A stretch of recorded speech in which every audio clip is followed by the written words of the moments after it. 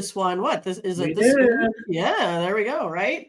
And in that one there, Aaliyah Boston got into foul trouble like really early on. She had to sit out a couple different times in the game. She also had probably one of her worst shooting performances there. I think she only had 9 points going into the third quarter, or or maybe even going into the fourth quarter. So it took her a while to get going.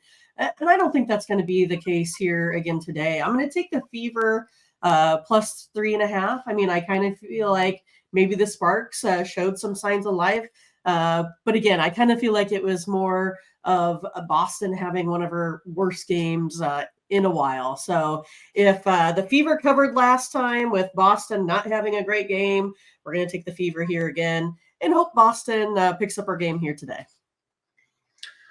Disappointing, really, what's happened to the Sparks. I'm sure the Sparks had better aspirations than this at this point. They are sitting there with a poor record. We know the Fever also haven't been, overwhelming, but again, two very subpar teams here going in this one. LA, I mean, they're 35% winning percentage pretty much, and the Fever is even worse than that. They're 30% or a little bit lower. So, but for all the losing the Fever has been doing of late, they cover the spread for some reason. They've lost 10 of 11. They've covered 4 out of their last 5.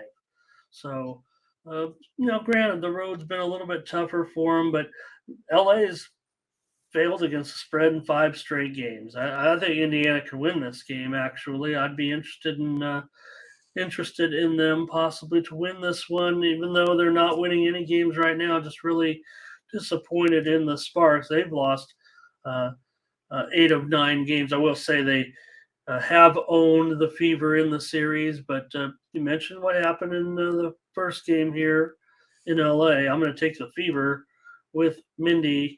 I think we're only going to be able to get 3 points out of this. It was 3.5 for sure. So let's take the Fever, though, and let's see if the chat has comments about the game at all. It doesn't look like it. No opinions. No.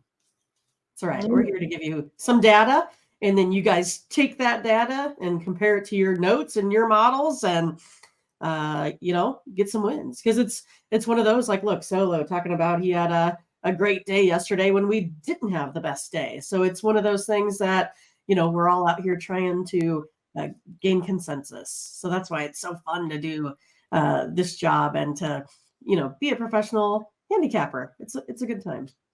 Yeah. Pretty great for sure. LA's gone under in 6 of their last 9 at home, but Indiana's gone over in 12 of 18 road games. Total looks a little high. I don't know. But let's take Indiana, though, here. Thomas was already on them. So there's our WNBA game from Thomas. Not many people are on this one.